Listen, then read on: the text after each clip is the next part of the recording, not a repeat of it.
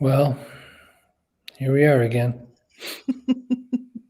You're so excited. Oh, here we go with the backpack show. So we're a little late, later than normal. Sevens. What does that mean? Sixes and sevens, it's like a big mess, like in complete No one's ever disarray. heard of that. That is so not true. It is totally a thing, or No. was a thing, maybe in the 40s. I don't know. Maybe I'm dated, but still. All right. Anybody who's here right now, if I say the phrase sixes and sevens, type into the At comments. sixes and sevens. We're at sixes and sevens. Is like a rating on a 1 to 10? Is that what you mean? Like we're not that good? No, at sixes and sevens, like your house is a wreck. Like everything's all over the place and not put away like it is. I've never heard about that. Well, so because my house is like in process right now still, mhm. at sixes and sevens. Yeah. Like you'd say, oh, can't have you over right now because the house is at sixes and sevens. Maybe that's a Cape Cod thing. Maybe that's your not a Cape Cod thing. Never heard of at sixes and sevens. All right, Fussy. Either way, we're late. It's your fault. My place is at sixes and at least 6 and a halves. Sixes and sevens. And I'm hitting on all sixes. So we're all good. Wait, is that better? Like is a lower number better? Hi everyone, Tim Kitzrow from NBA Jam and NFL Blitz, welcoming you to The Backpack Show. Your hosts, Chris Brogan, Kerry Gorgone, Boom Shakalaka. Backpack Show. In a state of total confusion or disarray. That's the dictionary definition from Oxford of at sixes and sevens. Is it O'Shea Oxford? No, it's Oxford. English phrase says Deb. Mm-hmm, mm-hmm. Our good friend Kate Colgan's here. I know, I saw. Exciting. Chloe. So you're kind of the king of picking new things up and then putting them down when you decide they no longer serve you or you want to do some new thing. So when do you say yes and when do you say no and when do you say that's about enough of that? I really like that idea, by the way. I like the idea of talking about when to say yes and no because I'm amazed by how many people say yes when they don't have the space to say yes. Or like, they just sometimes out of guilt or sometimes out of, it seemed like a good idea at the time, or I have to say yes to a lot of things, or I have some other obligations. It's interesting to me that so many people have so many reasons why they say yes. So I'll tell you mine if you tell me yours. Why do you say yes? What makes you say, why did you say you'd come to the backpack show? That seems like a bad idea. Oh, what did I say? Well, I didn't say at the time that I was going to come co-host it with you and have my makeup on and be all put together by 8:40 a.m. my time. That was not what I thought I was saying yes to. I thought I was saying yes to kicking around backstage and sharing my knowledge in the comments about the different people you were talking to. It was a very different proposition. So you bait and switched me is why I said no. And why I said yes. And it was because I love you. And I was like, sure, it'll be fun. And then you dragged me out front and then I was stuck with it. And then you had to reconsider your love. Then I was like, okay. So it's not 6 of one, half dozen of the other. It's sixes and sevens. No, those are two completely different things. 6 of one, half dozen of the other means they're both the same outcome, equivalent, no difference. At sixes and sevens means everything's a big mess. All right. Well, they're on my 6 now. I don't even know what to do. Is it too late to reconsider? Yes. Is it too late to say I'm sorry? I don't know about that. No, but everything for me, I don't weigh things the way most people do. There's definitely for a lot of people like Deb says she wants to help. Well, what motivates you to want to help, right? It depends who's asking. There's people that have done something for you before. There's people that you just super love. There's people that frankly really seem like they need the help. There's all these things that play into it. A lot of people in our space are like, well, what am I going to get out of this? Does it do anything for me? Will it drive any traffic to my website? Blah, blah, blah. Right. I'm terrible at that. I don't ever do it like that. The same way I don't network that way. I'm not like, oh, who's this strategically important person I should meet? Like I talk to who I want to talk to. And by the same token, I, for the most part, do the things I want to do. Occasionally I say yes. And it's like an aspirational yes. Like I really would love to do this thing. And I don't know how it's going to fit in with the rest of my things yet. But sometimes that doesn't go as well as I would hope. Money, Says Dana. Just says yes Dana for just money. says money. Yep. Lack of Yeah. boundaries. That can be an issue, I suppose, lack of boundaries to say yes when you really want to say no. So most recently, I was offered a chance to host the classic alternative radio show on villageradio.net. That was the most recent thing. I know the program director from way back, and he said, I want you to do mornings. And I said, no, thank you for thinking of me, but I'm starting a new job at Appfire and I'm too busy to do that. And he was like, oh, this is how smart he is. He's like, just like listen to it. Just listen to the station and see what you think. And of course I listened to it and I was like, bro, this is really fun. Like, I love this. I love all these songs. And I thought, this would be fun. And I don't know anything about how radio production goes. Like, I don't know. And I didn't even realize it wasn't live because at first I was like, I can't sit in the studio 3 hours a day. Are you insane? I have a job and stuff. And he's like, oh my God, we don't do it like that, Kerry, anymore. And so for me, I was like, what? I was so intrigued. So it was a combination. And he knew that that's my catnip too, like learning new things and having it be fun. And so he just baited me and he just waited. It was so smart. He did not pressure me. And so I ended up doing it. And so now I'm doing it on mornings on Village Radio. So tell me a little bit about that. How, not related to yes or no, but like, how do you do radio these days? How does radio work? So I had to have a Windows machine, which I didn't realize because my computers have been Macs for years. I've had no use for a Windows machine. Fortunately, my kids use it for gaming and they've kind of progressed beyond their first gaming laptop. So I've actually inherited a legacy gaming laptop. And now that's what I'm using for it. But there's a program that a ton of stations use, and I want to say it's called Play It software, and you voice track your entire show in advance, and the whole show is laid out, and then they mix it they just mix it down into a single file and upload it and put it out when it needs to go out. It's nuts. That's wild. So and they use artificial intelligence to clock out like when to play the different songs on the list and stuff. Oh, very interesting. You don't get to pick anything. So you said yes to that because it seemed like a cool new opportunity and you would have had a fear of missing out if you didn't give it a go. Yeah, maybe. Well, what I thought was my fear of missing out was not like someone else is going to host the show. Cause I mean, that obviously great. I would want that, right? I want to leave a big empty hole just because I said no. But my fear of missing out on the chance to try it and to learn it. Yeah. I guess. My mom and dad were radio DJs. That's how they met. My dad was the morning news nerd, and my mom was the sultry nighttime listener request line lady. Oh, I love it. Guess which one I would be? Nerd. Yeah, I'm a nerd for right. sure. And that makes you the sultry nighttime request sultry lady. Nighttime, yeah, come on now. And we come on the show and hijinks ensue. I've got another song for you. It's my good friend Lou Rawls. We're going to do Another Love Like Mine. It's a fine song. No, it's different for you because you get asked for way more things than I do. So you have to say no a lot more, or you would have like no time to do anything. But you do say yes to tons of stuff that I'm surprised you say yes to. For instance, I tend to say yes to almost anybody in the world who invites me to be on their podcast, even if I'm their first guest ever. And one reason is purely emotional, which is I'm going to really be sad the day where people stop asking me to be a guest. Like, you probably don't have anything more to say. Guess you're done.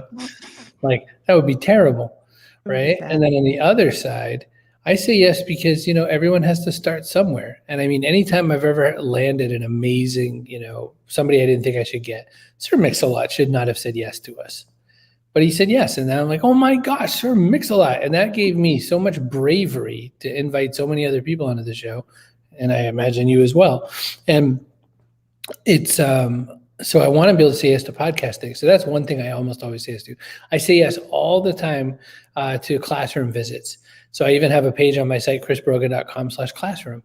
And I think that, I always want to be in a classroom as best I can. One is I can make jokes that teenagers and, 20-year-olds will understand.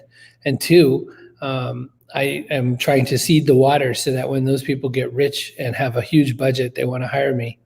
And it's a very non-altruistic method. That's my plan. The things I say no to, or when I start to say no, it's greedy people being greedy or needy people being needy.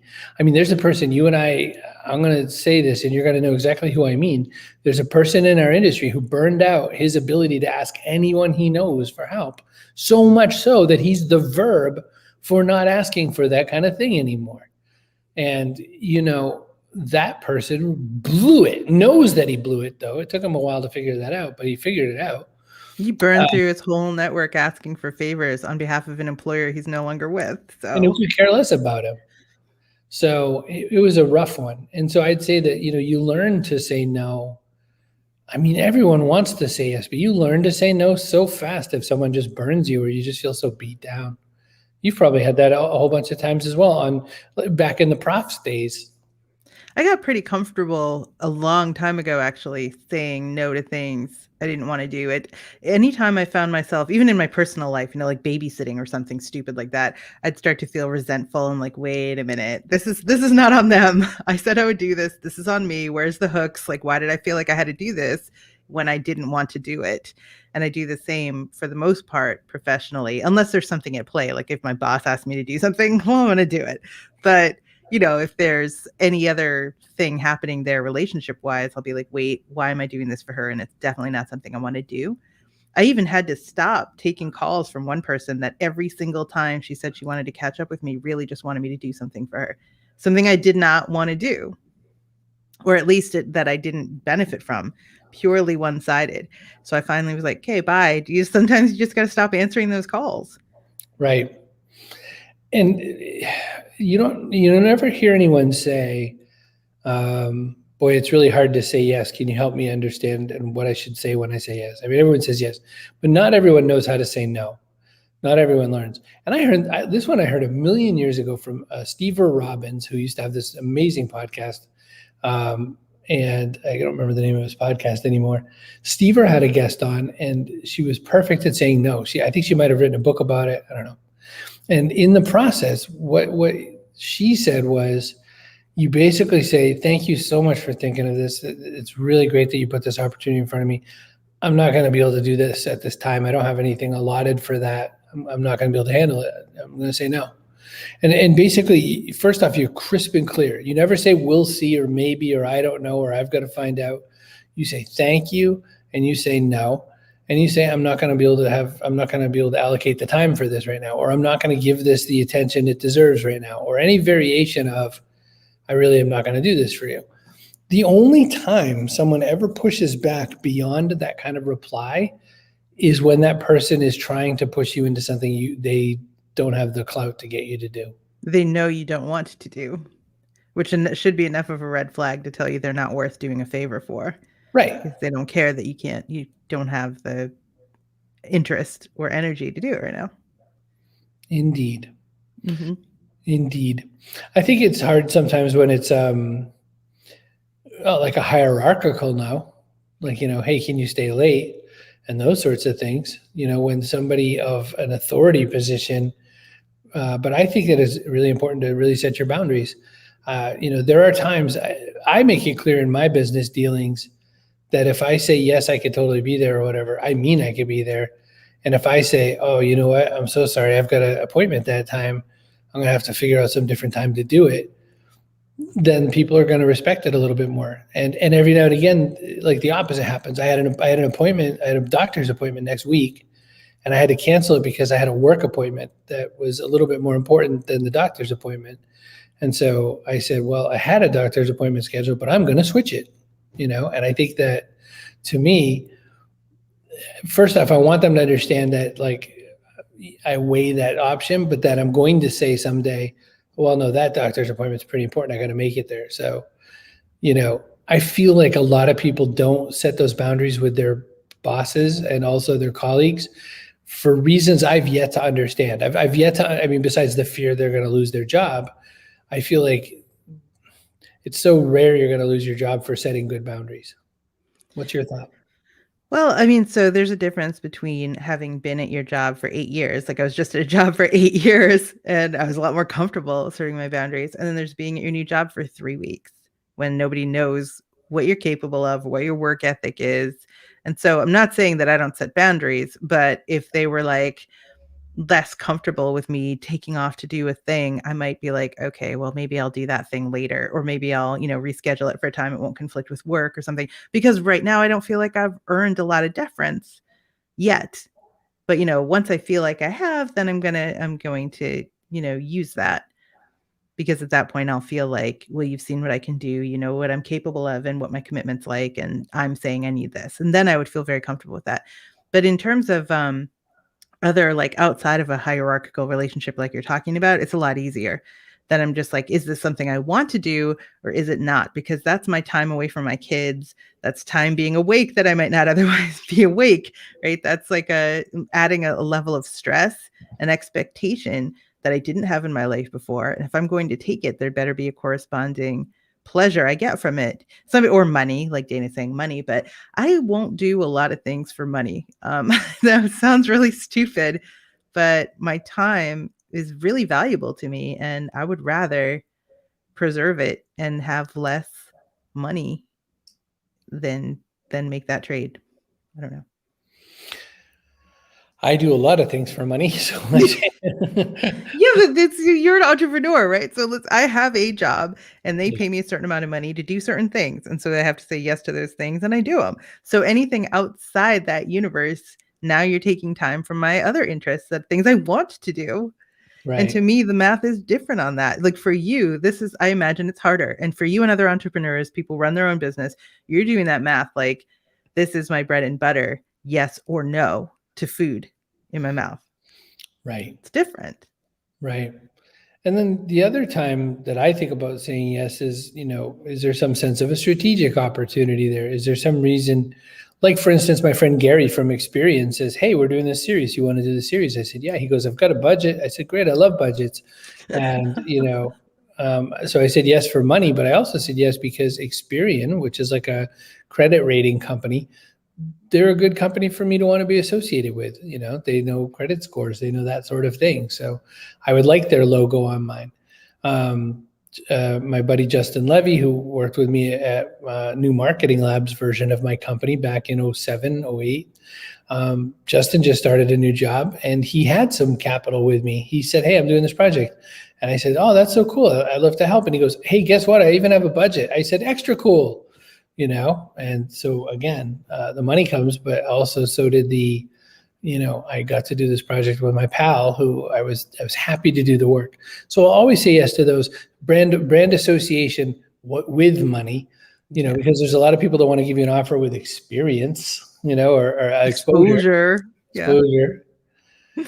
Exposure. Oh, let's talk about this, Kerry, professional speaking. So you are, amongst other things, a speaker. But you never put yourself out there as like a pro speaker. Like you've never put, your Kerry Speaks page and come buy my stuff. Because I'm wicked fussy. What's your gating on that? What's your yes, no, maybe about when someone wants to hire you to speak? I have to want to go anyway. If it's not an event that I would go to anyway, I don't care. I'm not going to go. I'm not going to go to speak. I'm not going to take my time. It has to be a group of people I'm interested in meeting. Now, this just changed also because when I was with Marketing Profs, like there were times that somebody would have an opportunity and need a speaker or something. And I'd be like, okay. And I would go and I would do that. And like, it always was great. I always had a good time. Still not what I would have done for just myself. So I'm very fussy about events outside of work that I want to do or not do. And I'm just like, yes or no, right out of the gate. And if it's a no, then it's a hard no. Unless it's like, if maybe the event's not something I'd want to go to, but it's at a place I would very much like to see, or I've never been, or it has people that I love that live nearby. There's other things that factor in. But if there's no reason I want to be there, I'm not going to do the thing. I don't care how good it would look for me. And it's terrible. It's so stupid in a professional way. But I'm just not going to move for it. If I don't already want to do it. If you already want to do it. Yeah. Excuse me. One thing to talk about with regards to that sort of thing is that we're sponsored by StreamYard. We're sponsored there because we reached out and said, hey, we're going to do this show and we're going to love on your app and you should give us some money. And they said, okay, here's a bag of money. That's what they said. And that's about how it went. And then we are sponsored by Castos. They do our podcast. If you ever want to go listen to the audio version of the show, it's pretty good. and Castos is how we host it. So very fun, very easy interface, by the way, works really well. We're sponsored by Get Online, the backpackshow.online. You can check it out anytime. I did this sponsorship. I said yes to these people because I think Radix, the company who owns .online, seemed like nice people. And because also they had a budget. And they built the website for us. They built us the site. So that was actually really cool. So you can get your own domain from them for 99 cents US. Use the code Chris. All caps. See Brogan.me/online. And I think we're still sponsored by Presearch. Why not? Presearch.com. Stick it to the man. You don't need to search through Google. I use Presearch. I'm really into it. Earn crypto rewards. Just don't forget to log in before you do your searching, like some people. Who would do that? Some people forget.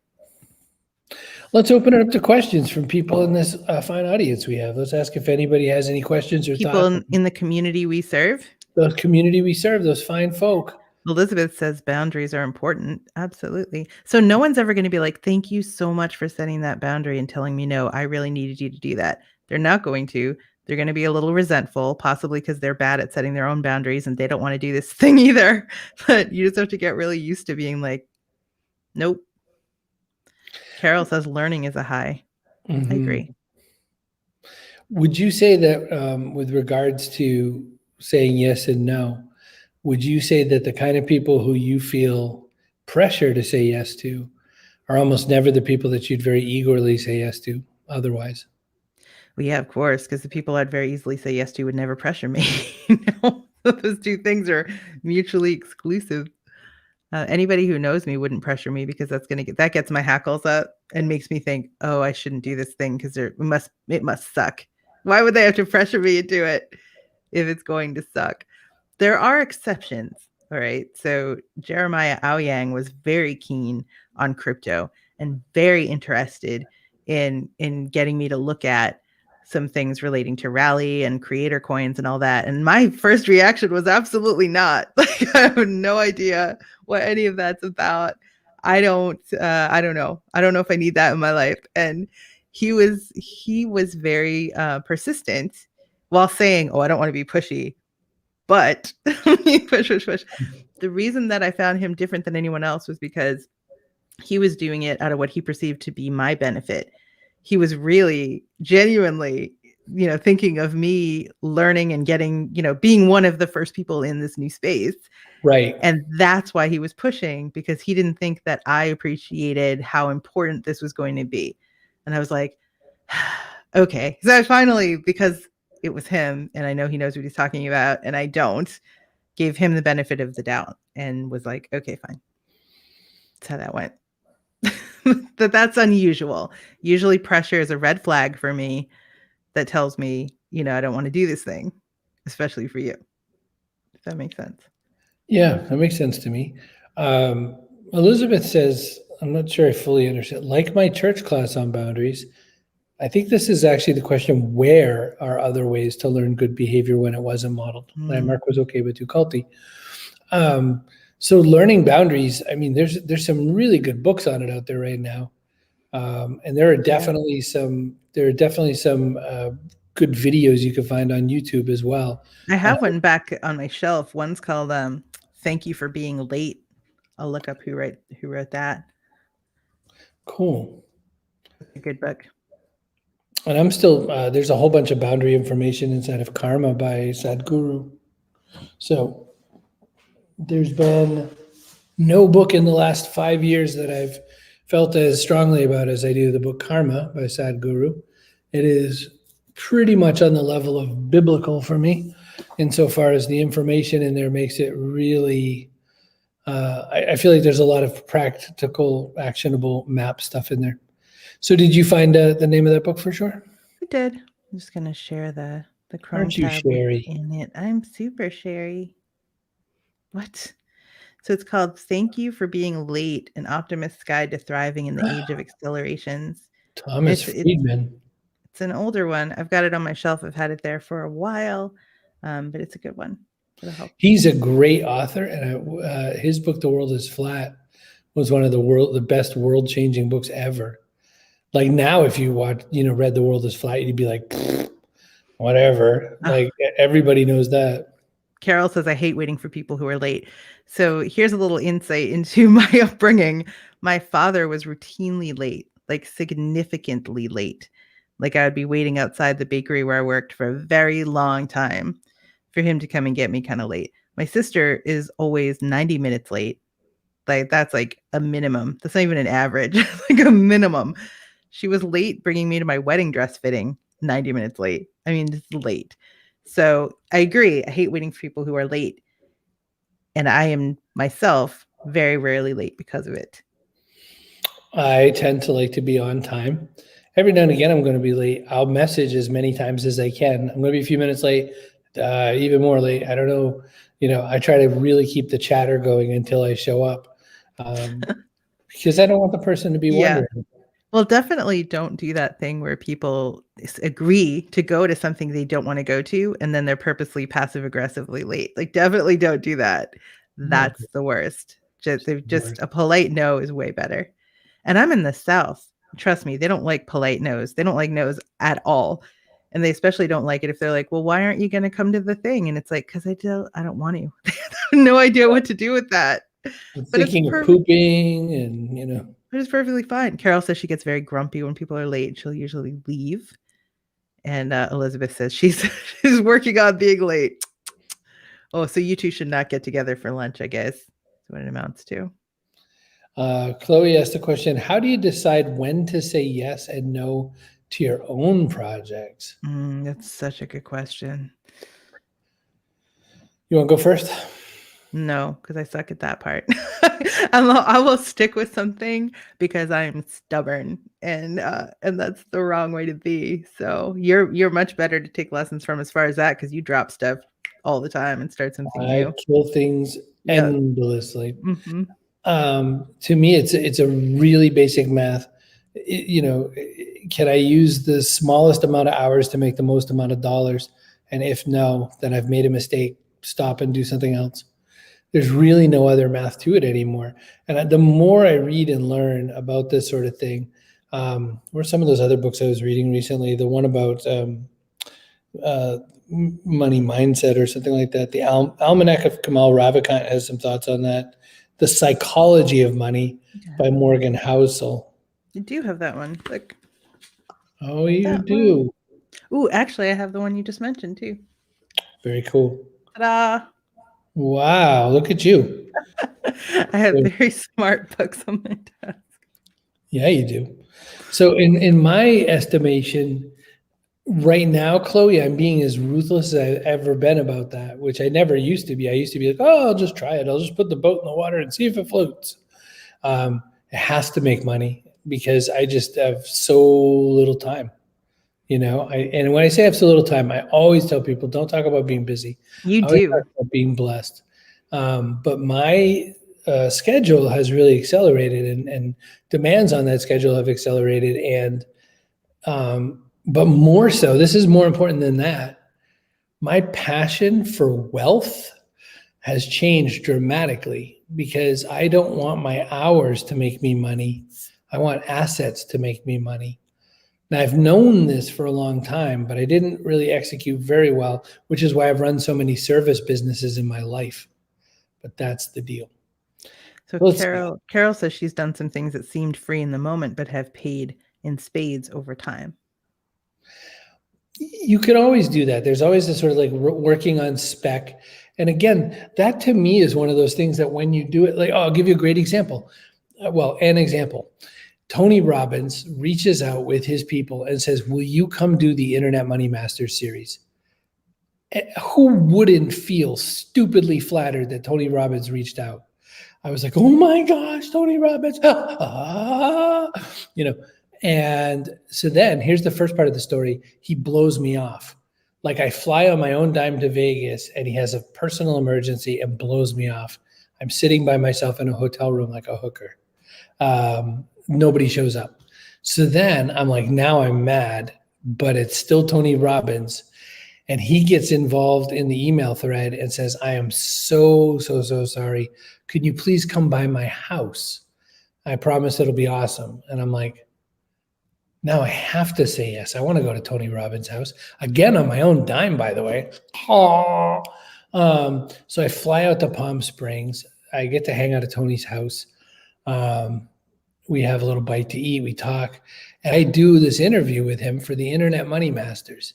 I don't make a dime off of this. He sells it for $1,000 a pop or something like that. So he's the one who should be doing the show then. For decades. And you know what? At least once a week, someone will say to me, I didn't know who you were, but then I saw you on Tony Robbins' Internet Money Masters. And so you must be somebody important. And then they talk to me. So Carol's not wrong. There are times when you can't believe what is done for you. Then there's other times that you just get sucked dry. You have to figure that out and never get a thing out of it. Nobody knows that but you. Yep. Nobody knows that but you. And spotting those in advance can be hard.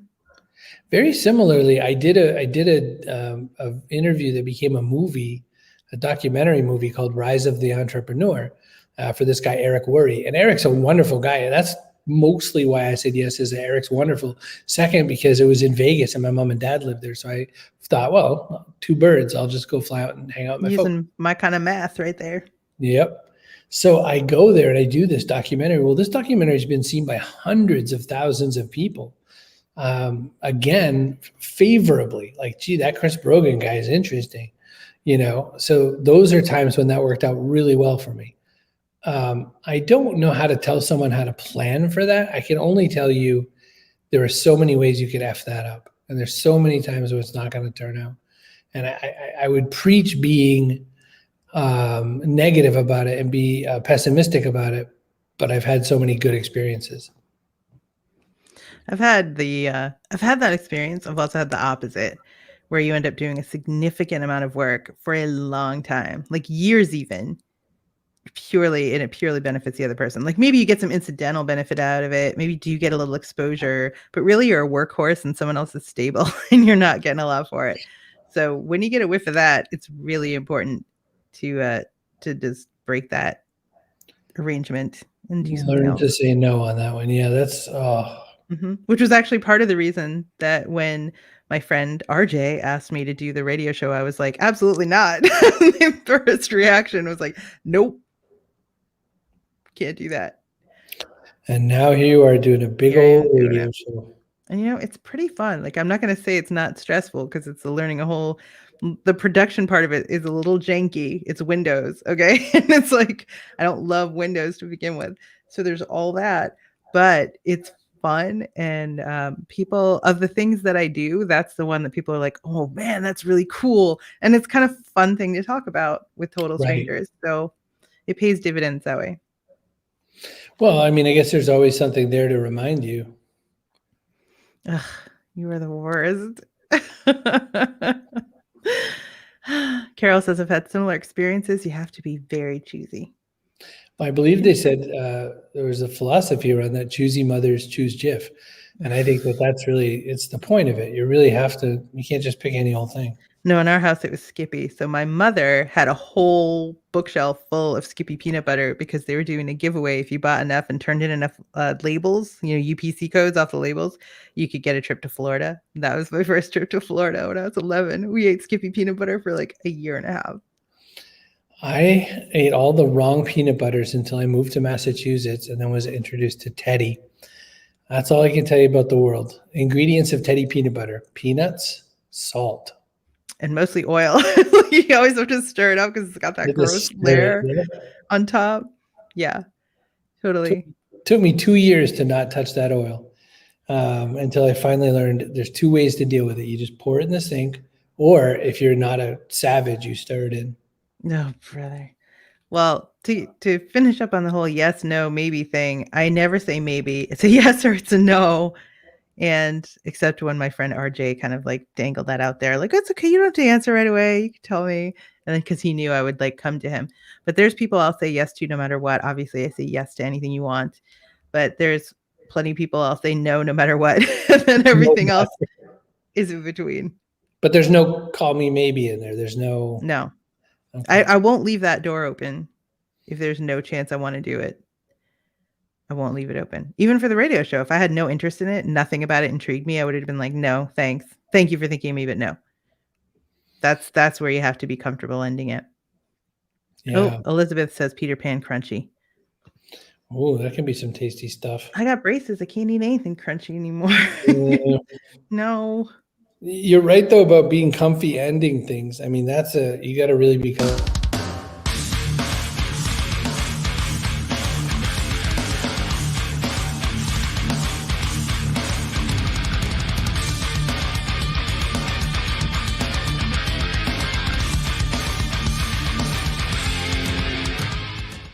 Surprised